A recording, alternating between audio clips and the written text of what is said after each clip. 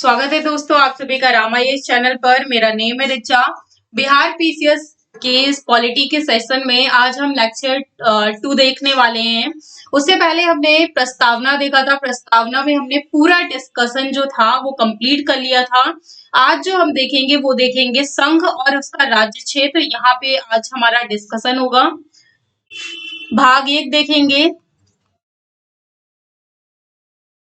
जो कि 1 to article 4 है। इसमें हम डिस्कस करेंगे। इसमें भाग 1 की अगर हम बात करें तो भाग 1 में कहा गया है कि भारत राज्यों का संघ है। भारत राज्यों का संघ है। संघ के लिए यहाँ पे एक वर्ड इस्तेमाल किया गया है, वो इस्तेमाल किया गया है यूनियन। अगर हम प्रॉपर अमेरिका की बात करें, वहां पे आप लोगों ने सुना होगा फेडरल सिस्टम। आखिर ये फेडरल सिस्टम है क्या? अगर हम प्रॉपर फेडरल सिस्टम की बात करें तो फेडरल सिस्टम यानी अमेरिका में जहां भी यूनियन या जो गवर्नमेंट्स होंगी वो 2 स्तर पर होती हैं, एक संघ स्तर पर और एक राज्य स्तर पर। यानी अगर हम इंडिया में भी बात करें तो एक हमारी स्टेट गवर्नमेंट्स होती हैं और एक हमारी मेन गवर्नमेंट है जो इस समय एनडीए यानी जो हमारे प्राइम मिनिस्टर हैं वो नरेंद्र मोदी जी हैं। तो ये तो एडिशनल इंफॉर्मेशन हो गई। अगर हम फेडरल में बात करें तो यहाँ पे फेडरल में आप एक बात हमेशा याद रखिएगा, जो राज्य और संघ होगा, राज्य और संघ, इसमें हमेशा याद रखिएगा कि राज्य जो होगा वो स्ट्रांग होगा, शक्तिशाली होगा। इसमें संघ जो होता है वो उसके पास भी पावर्स होती हैं, लेकिन राज्य जो होता है वो ज्यादा पावरफुल होता है। लेकिन अगर हम यूनियन की बात करें तो यूनियन में ये चीज जो हो जाती है वो उल्टी हो जाती है। यानी यहाँ पे संघ जो है वो ज्यादा पावरफुल है। हमारी सेंट्रल गवर्नमेंट और अगर स्टेट गवर्नमेंट की बात करें तो सेंट्रल गवर्नमेंट हमारी ज्यादा पावरफुल होती है। ऐसा नहीं है कि स्टेट गवर्नमेंट पावरफुल नहीं है, कुछ ऐसे स्पेसिफिक मामले हैं जिनमें डिसीजन जो है वो हमारी सेंट्रल गवर्नमेंट ही ले सकती है। और वहीं अगर हम बात करें कि कुछ ऐसे मुद्दे हैं जिनमें हमारी स्टेट गवर्नमेंट, जैसे एग्जांपल के तौर पे देखें कि मान लीजिए कि जब 500 और 1000 के नोट बंद हुए थे तो मोदी जी रात में 8 बजे आके कहते हैं कि आज से 500 के और 1000 के नोट जो होंगे वो प्रभावी नहीं होंगे, लागू नहीं होंगे। आप उन्हें कुछ टाइम के लिए टाइम ड्यूरेशन दिया गया था, लेकिन उसके बाद आप यूज नहीं कर सकते। वहीं अगर मान लीजिए कि हमारे कोई स्टेट के सीएम साहब आके यही बात बोल दें कि 500 और 1000 के नोट जो हैं वो अब नहीं चलेंगे, तो वो बात जो होगी वो फॉलो नहीं होगी, टोटली रॉन्ग है। तो यहाँ पे ये मुद्दा जो है वो किसके पास है? सेंट्रल गवर्नमेंट के पास है। लेकिन अगर वही हम बात करें कि जैसे बहुत सारे नदी जल बंटवारा होता है या कुछ स्पेसिफिक लोक निवेदन, फैमिली प्लानिंग से रिलेटेड कुछ भी इशू हुए या कोई भी मुद्दे सामने आए या कोई भी प्लानिंग की जाएगी, तो वहां पे पूरा जो रोल होता है वो हमारी स्टेट गवर्नमेंट का होता है। तो यहाँ पे अलग अलग है। लेकिन अगर हम यूनियन की संघ की बात करें तो यूनियन सिस्टम जो होता है उसमें संघ जो है वो ज्यादा पावरफुल है। उसके बाद आगे हम डिस्कस करते हैं यहाँ पे संघात्मक और एकात्मक दोनों स्ट्रक्चर डिस्कस कर लेते हैं कि संघात्मक में क्या क्या चीजें होती हैं, संघात्मक में क्या प्रोसेस है और एकात्मक में क्या प्रोसेस है। इंडिया में अगर हम बात करें तो डुअल सिस्टम है, यानी यहाँ पे सेंट्रल गवर्नमेंट भी रूल करती है एंड स्टेट गवर्नमेंट भी। तो पहले संघात्मक में डिस्कस कर लेते हैं कि संघात्मक में तो जब भी संघात्मक गवर्नमेंट होगी तो यहाँ पे हमेशा 2 स्तर पर सरकारें होंगी। एक होगी संघ के स्तर पर यानी सेंट्रल गवर्नमेंट और एक होगी राज्य स्तर पर राज्य की सरकारें, जैसे अभी बिहार में अभी न्यू गवर्नमेंट बनी है। उसके अलावा यहाँ पे शक्ति विभाजन होगा। दूसरा अगर आप इम्पोर्टेंट, ये संघात्मक और एकात्मक में बहुत बार एग्जाम्स में डायरेक्टली पॉइंट करके पूछ लिया जाता है कि संघात्मक जैसे क्वेश्चन पूछ लिया जाएगा कि डुअल शासन जो होता है वो कहाँ पर होता है, संघात्मक में होता है या फिर एकात्मक में होता है। तो आपको याद रखना है कि संघात्मक व्यवस्था में इंडिया में जो है वो डुअल सिस्टम है, यहाँ पे संघ और राज्य दोनों हैं। उसके अलावा शक्ति विभाजन भी होता है, भारत में शक्ति विभाजन है। शक्ति विभाजन का मतलब क्या है? शक्ति विभाजन का सिंपल सा मतलब ये है कि यहाँ पे जो गवर्नमेंट्स होंगी उनके बीच में शक्तियों का बंटवारा होता है, मेनली वर्क का बंटवारा होता है। यहाँ पे कुछ स्पेसिफिक है जो वर्क है वो स्टेट गवर्नमेंट करेगी या फिर सेंट्रल गवर्नमेंट करेगी। उसके अलावा संघात्मक व्यवस्था में उनका खुद का लिखित संविधान होता है। अब जैसे किसी के बीच में कोई डिस्प्यूट हो गया, तो ऐसा तो नहीं है कि हमारे पूर्वजों ने ये बात कही इसलिए हम वो चीज मानते हैं। अब मान लीजिए कि एक स्टेट और दूसरे स्टेट के बीच में डिस्प्यूट हो गया, तो अब कोई बात कुछ रख रहा है, कोई बात कुछ रख रहा है, तो यहाँ पे ये कहा जाएगा कि भैया ये चीज बताओ कि कहाँ पे लिखी हुई है। तो वो चीज आपको याद रखना है, इंडिया का अपना रिटन कॉन्स्टिट्यूशन है। ये छोटी छोटी बातें हैं।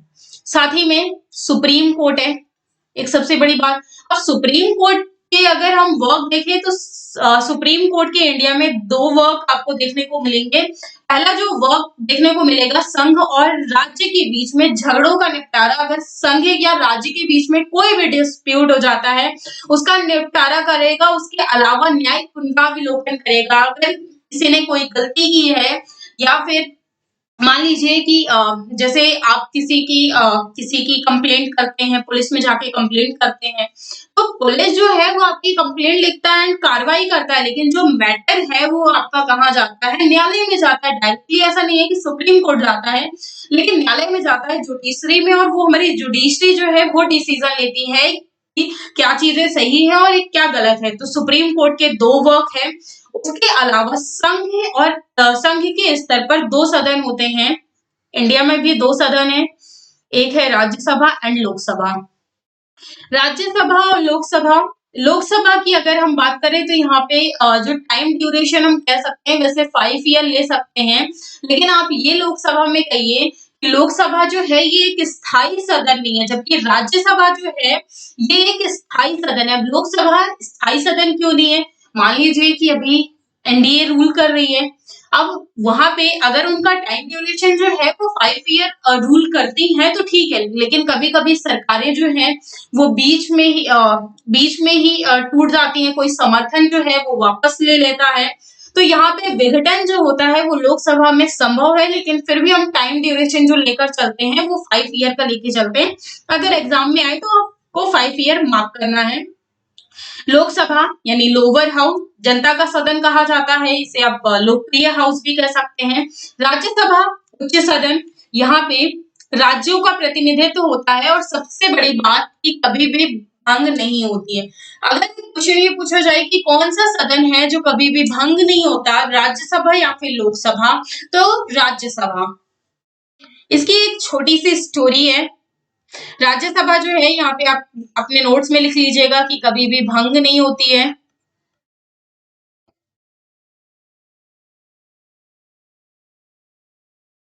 यहाँ पे एक प्रपोशन होता है, वो प्रपोशन जो है वो अभी हम रिवीजन क्लासेस है तो मैं उम्मीद कर रही हूँ कि आपको पता होगा, लेकिन जो हमारी पॉलिटी के सेशंस होंगे उसमें हम डिस्कस कर लेंगे। अब यहाँ पे आगे हम डिस्कस करते हैं एकात्मक व्यवस्था। संघात्मक अभी हमने डिस्कस किया, अब हम डिस्कस करते हैं एकात्मक।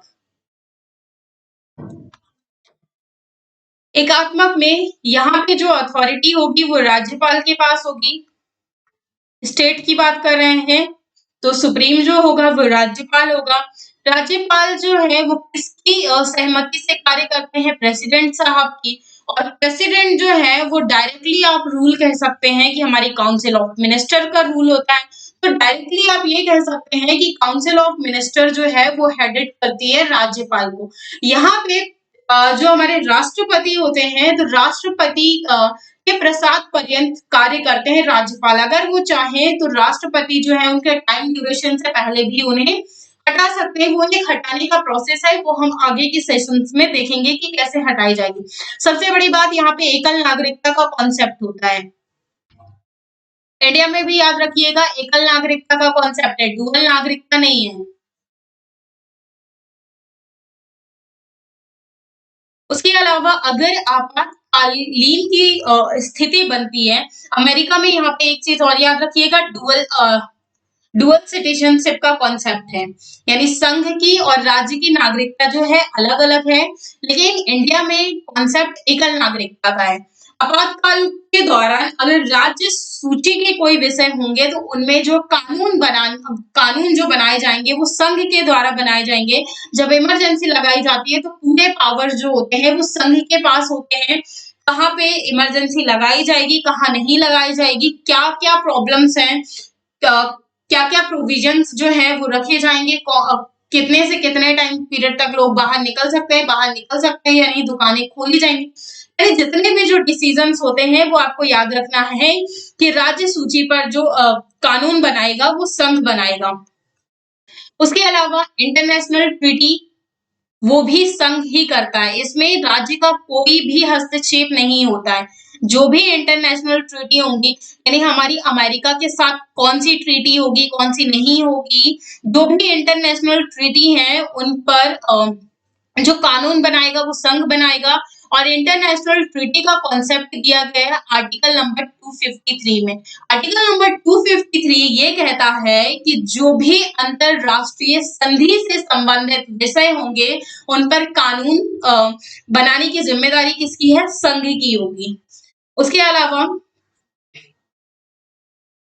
अगर कोई भी, यहाँ पे याद रखिएगा कि मान लीजिए आर्टिकल नंबर 248 में,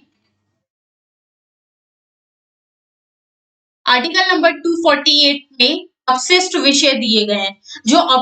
जो अवशिष्ट विषय होंगे उन पर कानून बनाने की जो जिम्मेदारी होगी वो आर्टिकल नंबर 248 में दिए गए। आखिर ये अवशिष्ट विषय जो है ये है क्या, इन्हें देख लेते हैं। अवशिष्ट विषय, अवशिष्ट विषय जो है वो ऐसे विषय होते हैं जिनमें संघ सूची, राज्य सूची या फिर समवर्ती सूची जो है वो शामिल ना हो। यानी मान लीजिए कि जब हमारा कानून बना था अब उसमें एक सूचियां बना दी गई, राज्य सूची, संघ सूची और समवर्ती सूची।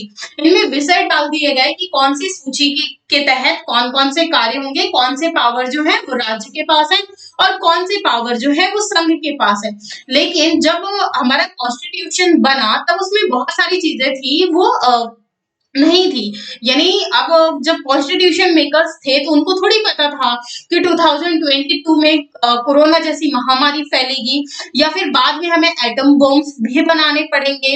एटम बम जो है वो आप सिविल्स के लिए भी बनाए जाते हैं, सिविल वर्क के लिए एंड वॉर के लिए भी बनाए जाते हैं। तो उसमें वो चीजें नहीं पता थी। तो यानी अवशिष्ट विषय ऐसे विषय होते हैं जो पहले से डिसाइडेड नहीं थे लेकिन बाद में वो चीजें आ गई और उसमें कानून बनाना जो है वो जरूरी हो गया। तो ये आर्टिकल नंबर 248 में दिए गए हैं अवशिष्ट विषयों पर कानून बनाना।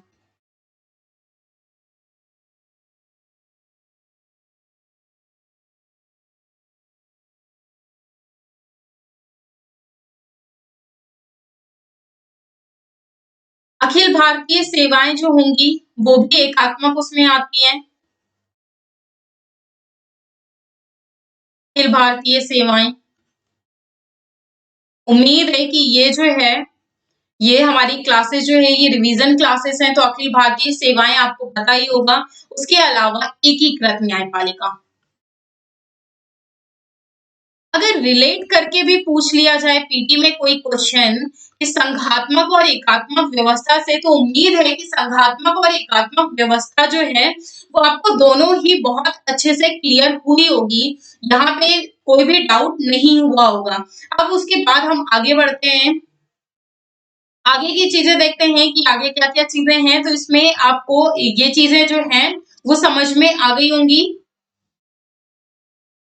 उसके अलावा अगर हम देखें कि इसमें बहुत सारी जो नागरिकता का जो कॉन्सेप्ट है इसमें नागरिकता भी आ जाता है।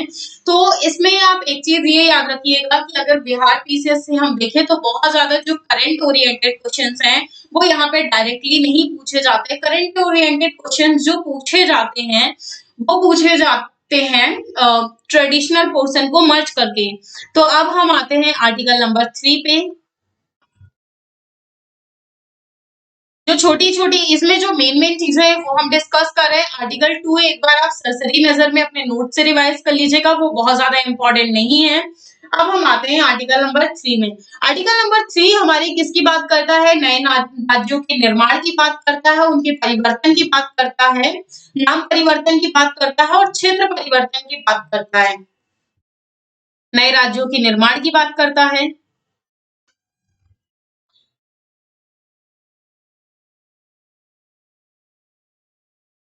नए राज्यों का निर्माण, नाम परिवर्तन और क्षेत्र परिवर्तन। अब नाम परिवर्तन, अगर किसी भी राज्य का नाम परिवर्तन किया जा रहा है या फिर नए राज्य बनाए जा रहे हैं, तो आखिर इसमें कॉन्सेप्ट्स क्या होंगे, क्या कॉन्सेप्ट जो है वो रखे जाएंगे, किस बेसिस पे, आखिर आधार क्या होगा। तो यहाँ पे सबसे बड़ी एक चीज याद रखिएगा कि संकल्प प्रस्ताव लेकर आया जाएगा। ये आपको याद रखना है, इम्पोर्टेंट है। अब संकल्प प्रस्ताव आखिर होता क्या है और ये किस सदन में लाया जा सकता है। हो सकता है क्वेश्चन आपसे ये पूछ लिया जाए कि संकल्प प्रस्ताव जो है वो राज्यसभा में लेकर आया जाता है या फिर लोकसभा में लेकर आया जाता है, या फिर राज्यसभा और लोकसभा दोनों में लेकर आया जाता है, या इनमें से कोई नहीं। तो आपका आंसर होगा कि दोनों सदन में लेकर आया जा सकता है, यानी राज्यसभा में भी लाया जा सकता है और लोकसभा में भी लाया जा सकता है। ये भी जरूरी नहीं है कि पहले किस सदन में लाया जाएगा, किसी भी सदन में लाया जा सकता है, लोकसभा में भी पहले लाया जा सकता है या फिर राज्यसभा में भी लेकर आया जा सकता है। ये चीज याद रखिएगा। लेकिन जब संकल्प प्रस्ताव लेकर आया जाएगा तो उसमें सबसे मैंडेटरी चीज है कि पहले जब आप संकल्प प्रस्ताव लेकर आते हैं तो वो आपको स्ट्रक्चर जो है वो प्रेसिडेंट साहब को दिखाना होगा, यानी प्रेसिडेंट की पूर्व अनुमति लेनी पड़ेगी। उससे पहले आपको पार्लियामेंट में पेश करने से पहले उस प्रस्ताव को पहले आपको प्रेसिडेंट साहब के पास पेश करना होगा, और जब प्रेसिडेंट साहब उस पर अपनी अनुमति दे देंगे तब आप उसे क्या कर सकते हैं, पेश कर सकते हैं। उसके बाद डिबेट होगा। डिबेट होने के बाद जैसे मान लीजिए कि बिहार का ही नाम परिवर्तन करना है या उसके किसी राज्य का या क्षेत्र का नाम परिवर्तन करना है, तो अब बिहार का करना है तो पहले क्या किया जाएगा, बिहार की विधानसभा में भेजा जाएगा। आप इसे संबंधित विधानसभा में याद रखिए, यानी किसी भी विधानसभा में से भेजा जा सकता है। तो यहाँ पे याद रखिएगा संबंधित राज्य की विधानसभा में भेजा जाएगा। अब यहाँ पे विधानसभा में भेजा जाएगा तो राज्य की विधानसभा जो है वो हाँ में भी जवाब दे सकती है और ना में भी जवाब दे सकती है। उसका मन है वो हाँ में भी कह सकती है और ना भी कह सकती है, यानी कह सकती है नहीं यही नाम ठीक है, कोई जरूरत नहीं है नाम चेंज करने की। नाम में क्या रखा है, जो हमारे पहले से रखा जा चुका है, वो हमारा एक इतिहास है, वो वही रहना चाहिए। तो अब यहाँ पे संसद में चर्चा होगी और संसद जो है, अब जब ये यहाँ पे ये डिसीजन जो है वो दे दिया गया बिहार विधानसभा पे, तो अब दोबारा से ये प्रस्ताव जो है ये संसद में लेकर आया जाएगा और संसद जो होगी वो विधानसभा का प्रस्ताव मानने के लिए बाध्य नहीं है। मान लीजिए कि बिहार की विधानसभा ने ये कहा कि नहीं, हम यहाँ का नेम जो है वो नहीं चेंज करना चाहते, चेंज नहीं किया जाना चाहिए। अब संसद जो है वो चेंज करना चाहती है। मान लो कि उन्होंने, ये तो एक फॉर्मेलिटी है कि उन्हें भी पता चल जाना चाहिए कि हम जो है वो यहाँ का नेम चेंज करने वाले हैं, तो वो भेज दिया जाता है। अब मान लीजिए कि इस प्रस्ताव में बिहार ने मना कर दिया, तो संसद जो होगी वो बाध्य नहीं होगी। अगर उसका मन है कि नेम चेंज करना है तो वो नेम चेंज कर देगी। विधानसभा का डिसीजन मानने के लिए संसद बाध्य नहीं है, इसे याद रखिएगा। लेकिन यहाँ पे जो संसद जो है वो ऐसे ही डिसीजन नहीं ले सकती है। संसद को क्या करवाना पड़ेगा, अब वो ये एक्ट लेकर आती है, विधानसभा, बिहार की विधानसभा ने भी मना कर दिया है तो उसे क्या करना पड़ेगा, ये जो नेम चेंज करने का प्रस्ताव लेकर आई है उसे साधारण बहुमत से पारित करवाना होगा। किससे, साधारण बहुमत से। अब साधारण बहुमत क्या होता है ये मैं आपको नहीं बताऊंगी, अगर आपको नहीं पता है तो नोट्स से अपने रिवाइज कर लीजिएगा। वैसे उम्मीद है कि साधारण बहुमत यानी सिंपल मेजॉरिटी आपको पता होगा। तो ये चीज याद रखिएगा, अगर नेम चेंज करना है कहीं का भी, चाहे वो एमपी का किया जा रहा हो, यूपी का किया जा रहा हो, किसी भी राज्य का किया जा रहा हो, तो ये प्रोसेस है। हो सकता है प्रोसेस जो है वो संक्षिप्त में पूछ लिया जाए, तो यहाँ पे ये चीज जो है वो याद रखिएगा। जब राज्यों का पुनर्गठन किया गया तो यहाँ पे एक कॉन्सेप्ट ये भी आया कि भाषाई आधार पर राज्यों के गठन की बात आई। पहले तो जो भाषाई आधार पर राज्यों के गठन की जो बात थी वो डायरेक्टली नकार दी गई थी, लेकिन इसमें कुछ समितियां हैं, वो समितियां इंपॉर्टेंट है, तो वो समिति हम देख लेते हैं। एसके धर कमेटी थी, सेकेंड जो थी जेबीपी कमेटी थी, एंड नेक्स्ट जो थी वो थी फजल अली कमेटी।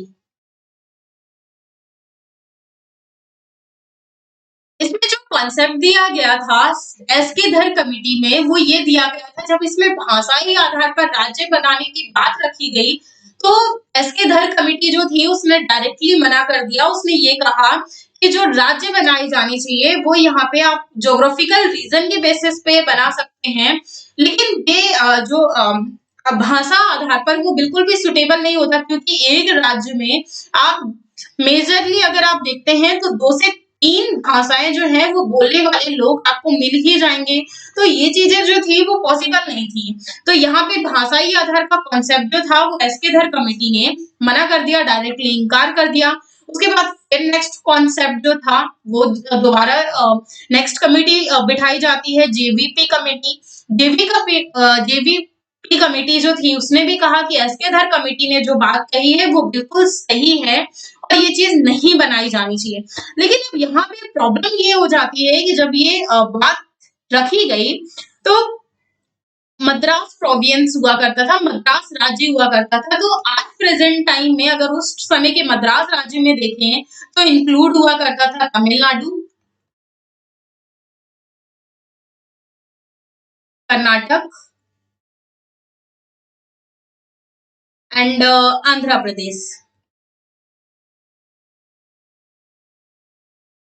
आपको सबसे बड़ी चीज ये भी याद रखनी है कि भाषाई आधार पर पहला राज्य जो था वो कौन सा बना था, तो वो था आंध्र प्रदेश। और कब बनाया गया था? 1 अक्टूबर 1953 को। तो हो सकता है डेट भी पूछ लिया जाए कि भाषा के आधार पर जो नया राज्य था आंध्र प्रदेश वो किस सन में बनाया गया था, तो 1 अक्टूबर 1953, या फिर डायरेक्टली पूछ लिया जाए कि कौन सा था, तो आंध्र प्रदेश। अब यहाँ पे होता क्या है कि यहाँ के एक नेता थे श्री रामुलु पोट्टापोली। तो उन्होंने वो क्या करते हैं, पहले मांग रखते हैं लेकिन फिर अनशन में बढ़ जाते हैं। लगभग आफ्टर 56 डेज के बाद, अनशन के बाद उनकी भूख हड़ताल के कारण डेथ हो जाती है। तो अब ये जो आंदोलन था, इस आंदोलन ने काफी विकराल रूप धारण कर लिया था। अब लोगों की जो मांगे थी वो बिल्कुल रुक नहीं रही थी। तो यहाँ पे फिर आंध्र प्रदेश का गठन किया जाता है भाषा के आधार पर। तो फजल अली कमेटी जो है, एक बार इसे थोड़ा आप डिटेल में पढ़ लीजिएगा अपने नोट्स से, ये इम्पोर्टेंट है। उम्मीद करती हूँ तो ये चीज जो है वो उसके अलावा एक यहाँ पे और याद रखनी है, the 35th constitution amendment act हुआ था, यानी संविधान संशोधन। तो एक सह राज्य बनाया गया था सिक्किम को। सिक्किम को सह राज्य बनाया गया था। आखिर ये सह राज्य क्या है? यानी ये जो था पहले वो इंडिया में इंक्लूडेड नहीं था, ये अपना खुद में ही एक अलग राज्य हुआ करता था।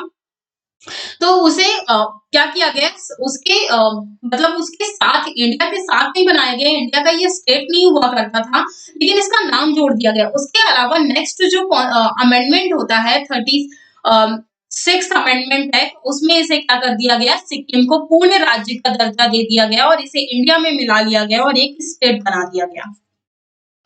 तो पूर्ण राज्य का दर्जा दे दिया गया। यहाँ तक की स्टोरी उम्मीद है कि आप सभी लोगों को समझ में आई होगी। एक इससे पहले मैं ऑलरेडी नागरिकता के बारे में बता चुकी हूँ कि इंडिया में एकल नागरिकता का कॉन्सेप्ट है। और सिटीजनशिप अमेंडमेंट एक्ट, भारत में मान लीजिए कि भारत में और भी नागरिकता के पक्ष रखे गए हैं कि मान लीजिए कि कोई जो है वो भारत का नागरिक नहीं है, लेकिन अगर भारत की नागरिकता लेना चाहता है तो कैसे लेगा, क्या क्या प्रोविजंस है, तो थोड़ा सा उसे भी देख लेते हैं। तो ये बात कही गई थी सिटीजनशिप एक्ट में। सिटीजनशिप एक्ट, हो सकता है क्वेश्चन पूछ लिया जाए सिटीजनशिप एक्ट कब आया था, तो 1955 में आया था। अब सिटीजनशिप एक्ट में कुछ आधार दिए गए कि इस आधार पर आप नागरिकता ले सकते हैं।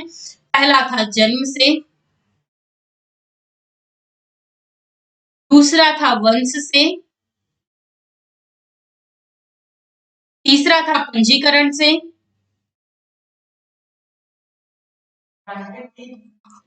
चौथा था प्राकृतिकरण,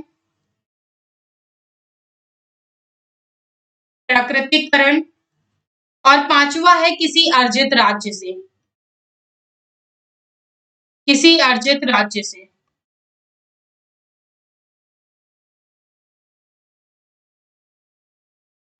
अब यहाँ पे किसी अर्जित राज्य से मतलब ये है कि जैसे मान लीजिए कि कोई एक राज्य है, तो वहां पे, लेकिन अब इंडिया ने क्या कर लिया, उसे विजित कर लिया। कल को कोई राज्य जो है, मान लीजिए कि कोई राज्य जो है, जैसे पाकिस्तान ही ले लेते हैं, अगर उसे इंडिया ने जीत लिया, तो यहाँ पे जितने भी उसके लोग हैं, वो उनकी सभी की नागरिकता क्या हो जाएगी, इंडियन हो जाएगी, क्योंकि अर्जित कर लिया गया ना, मिला लिया गया। तो यहाँ पे ये सिर्फ मैंने एग्जाम्पल दिया है, लेकिन यहाँ पे आपको ये याद रखना है कि किसी भी राज्य को जब भारत अपने आप में मिला लेगा, तो खुद ब खुद उसके जो राज्य के लोग हैं वो इंडियंस हो जाएंगे। तो यहाँ पे ये चीज याद रखिएगा। अब नागरिकता की समाप्ति भी की जा सकती है। अब नागरिकता की समाप्ति किस किस प्रकार से, या तो कोई पर्सन है वो खुद ही त्याग कर दे, या फिर टर्मिनेट भी उसे किया जा सकता है, या फिर वंचना वंचना यानी डेप्रिवेशन भी किया जा सकता है लोगों को। अब अगर यहाँ पे त्याग करने का मतलब क्या है कि मान लीजिए कि मैं इंडिया की नागरिक हूँ, लेकिन कल को जाकर मैं भारत से बाहर रहने लगती हूँ, और मुझे वहां का कल्चर, वहां का एटमोस्फेयर, सारी चीजें पसंद आ जाती है, तो मैं वहीं की नागरिकता ले लेती हूँ, तो मेरी खुद ब खुद जो है वो इंडिया की नागरिकता समाप्त हो जाएगी। तो यहाँ पे ये चीज आप याद रखिएगा। ये थी यहाँ से इतनी रिलेटेड चीजें थी। अब आता है हमारा मौलिक अधिकार का कॉन्सेप्ट।